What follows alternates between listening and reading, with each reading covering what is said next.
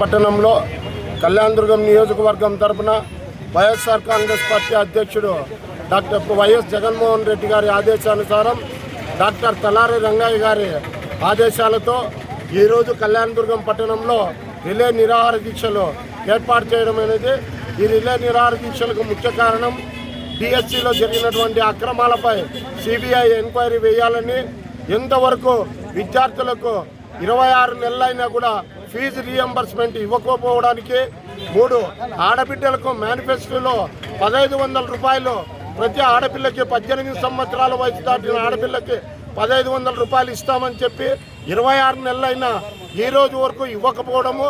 Next వచ్చేసి నిరుద్యోగులకు అత్యంత ఆశ చూపి మేనిఫెస్టోలో పెట్టి మొట్టమొదటిగా మీకే 300 రూపాయలు ఇస్తానని చెప్పి 3000 రూపాయలు నిరుద్యోగ వృత్తి చెల్లిస్తానన్న ఈ కూటమి ప్రభుత్వం 26 నెలలైనా కూడా ఇంతవరకు 1 రూపాయి కూడా చెల్లించకపోవడం వల్ల ఈరోజు మా నాయకుడు వైఎస్ జగన్మోహన్ రెడ్డి గారి ఆదేశానుసారం ఇక్కడ రిలే నిరాహార దీక్షలు ఏర్పాటు చేయడం అనేది, ఈ రిలే నిరాహార దీక్షలు 7వ తారీఖు, 8వ తారీఖు, 9వ తారీఖు 3 రోజులు, 10వ తారీఖున కళ్యాణదుర్గం పట్టణంలో ర్యాలీ కూడా నిర్వహిస్తున్నాం.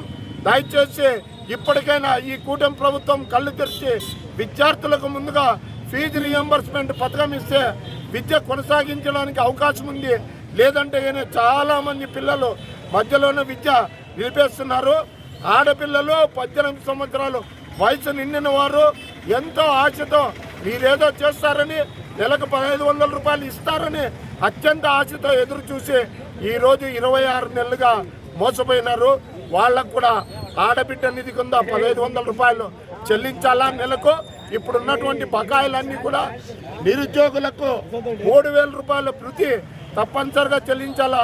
ఎందుకంటే ఆ నిరుద్యోగుల తల్లిదండ్రులకు భారం అవుతున్నారు. దయచేసి వారిని గుర్తించి మీరు 3000 రూపాయలు నిరుద్యోగ వృత్తి చెల్లిస్తే ఇప్పటికైనా కళ్ళు తెరిస్తే ప్రజలంతా బాగుంటారని మీ మీద ఒక నమ్మకం ఉంటుందని చెప్తున్నాము.